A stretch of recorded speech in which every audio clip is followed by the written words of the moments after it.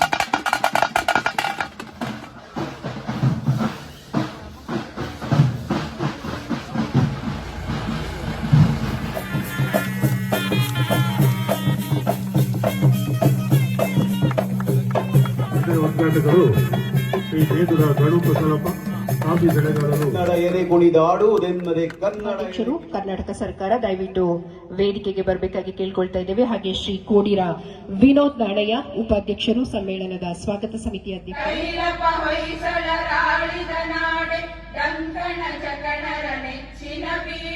ಕೃಷ್ಣ ಶರಾವತಿ ತುಂಗಾ ಕಾವೇರಿಯವರ ಕಂಗಳ ಸೆಳೆಯುವ ನೋಟ ಹಿಂದೂ ಕ್ರೈಸ್ತ ಮುಸಲ್ಮಾನ ಪಾರಸಿಕ ಜೈನರುದ್ಯಾನ ಜನಕನ ಹೋಲುವ ದೊರೆಗಳ ಧಾಮ ಗಾಯಕ ವೈಣಿಕರ ರಾಮ ಕನ್ನಡ ನುಡಿ ಕುಣಿದಾಡುವ ಗೇಹ ಕನ್ನಡ ತಾಯಿಯ ಮಕ್ಕಳ ದೇಹ ಭಾರತ ಜನನಿಯ ತನುಜಾತೆ ಜಯ ಹೇ ಕರ್ನಾಟಕ ಮಾತೆ ಜಯ ಹೇ ಕರ್ನಾಟಕ ಮಾತೆ ಜಯ ಹೇ ಕರ್ನಾಟಕ ಮಾತೆ. ಇದೀಗ ರೈತ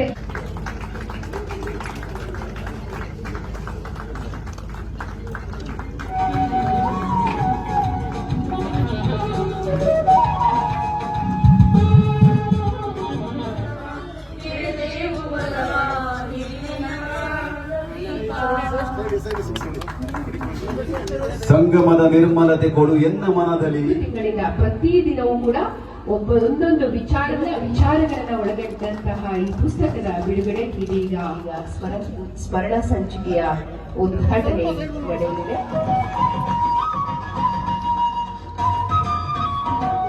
ಇವರಿಗೆ ಇದೀಗ ಪದವನ್ನು ಆಯ್ಕೆ ಮಾಡಿಕೊಂಡೆ ಚಿನ್ನಪ್ಪ ಅವರಿಗಾಗಿ. ಎಂತ ಅದ್ಭುತವಾದ ವ್ಯಕ್ತಿ, ಎಷ್ಟು ಜನರಿಗೆ ಗೊತ್ತು ಇವರು ಕನ್ನಡದವರು ಅಂತೇಳಿ. ಹೋಗ್ಲಿ, ಚಿನ್ನಪ್ಪ ಅವರಿಗೆ ನಾವು ಏನ್ ಮಾಡಿದೀವಿ?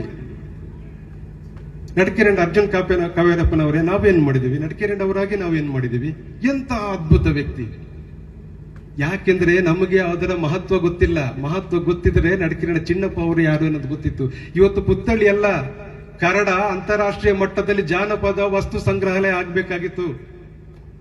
ಒಂದು ಚಿಕ್ಕ ಗ್ರಂಥಾಲಯಕ್ಕೆ ನಡಕೆರೆಂಡ ಚಿನ್ನಪ್ಪ ಅಂತ ಹೆಸರು ಹಾಕಿದ್ರು. ಪುಸ್ತಕನೇ ಕೊಡ್ಲಿಲ್ಲ. 350 ಪುಸ್ತಕವನ್ನು ನಾನು ಕೊಟ್ಟಿದ್ದೀನಿ ಕನ್ನಡ ಗ್ರಂಥಕ್ಕೆ ಹೆಸರು.